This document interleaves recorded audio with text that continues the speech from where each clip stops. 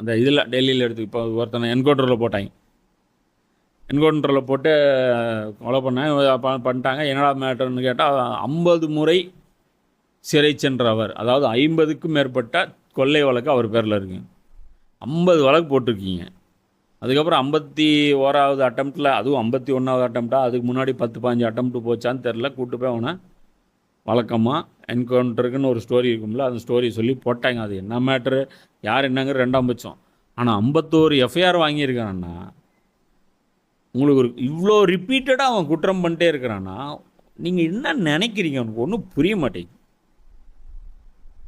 என்ன நினைக்கிறீங்க? 50 வாட்டி அவனை திருந்துறதுக்கு வாய்ப்பு கொடுத்துட்ருக்கீங்க. என்ன கூத்து இது?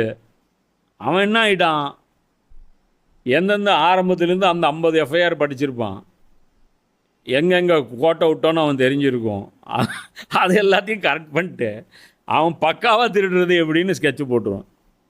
என்ன பண்ணியிருக்கான், 4 மணி ஃப்ளைட்டில் இறங்கியிருக்கான், 6 மணிக்கு கொள்ளையடிச்சிருக்கான், மறுபடியும் 10-12 மணிக்கு ஃப்ளைட்டு பிடிச்சி போகிறான். பிளான், அவன் ரூட் மேப்பு. வெளி மாநிலத்துலேருந்து வந்தவன், புரியுதா? மும்பை கேங்கு, முஸ்லீம் பக்கம் 3 பேரும் முஸ்லீம். இந்த ரமலான் மாதத்தில் செத்தா ஷஹீதும்பாங்கல்ல, இந்த மூதேவியும் ரமலானில் தான் செத்து இருக்குது. சரியா? இப்போது இது புரிஞ்சுக்கணும். சாட்சி ஒரு தடவை அவன் இதுன்னு ஆயிடுச்சுன்னா அந்த சாட்சியை கழிச்சு விட்ருவான்.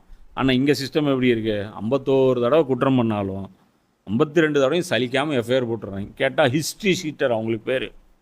அதை வச்சு நாக்கு வலிக்கிறீங்களா ஹிஸ்ட்ரியை வச்சுட்டு? அதனால் பெரிய வரலாறு. அது இந்தியாவுடைய வரலாறு, பாகிஸ்தான் வரலாறு, அந்த வரலாறு, இந்த வரலாறு மாதிரி ஒரு வரலாறா?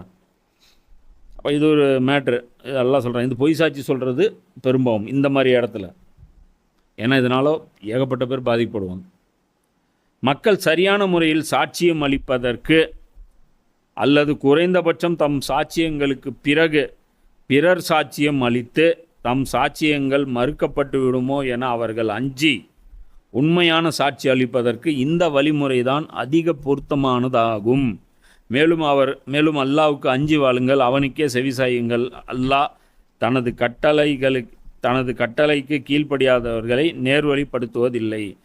இப்போ ஏன் இந்த டபுள் சாட்சி சிஸ்டம் நான் வச்சுருக்கேன் அப்படின்னா, நான் ஒன்று சாட்சி சொல்லி உண்மையை சாட்சி சொல்லாமல் பொய் சாட்சி சொன்னேன்னா எப்படியும் வெண்டவாலும் அடுத்த ஜும்மாவில் இவனுங்க இறக்கி விட்ருவாங்கன்னு தெரிஞ்சால் இப்போவே மானத்தை காப்பாற்றிருக்கு உள்ளது உள்ளபடி சொல்லிட்டு அவன் நவுந்துருவான். அதுதான் எல்லாம் சொல்கிறான். இந்த மிஸ்டேக்ஸ் வராமல் இருக்கணும் அப்படின்னா இந்த மாதிரி ஒரு செட்டப் பண்ணுங்க அப்படின்ட்டு. அதே மாதிரி தான் கோர்ட்லேயும். நம்ம கோர்ட்டில் எப்படி இருக்கணும்னா, சாட்சி சொல்கிறதுக்குன்னு ஒரு தகுதி இருக்கணும். புரியுதா? நான் சொல்கிறேன் ஐயா, நீ சொல்கிறேன் ஐயா, அதாவது சொல்ல முடியல. 1000 குற்றவாளி தப்பிக்கலாம், ஆனால் ஒரு நிரபராதி தண்டிக்கப்படக்கூடாது. சரியா?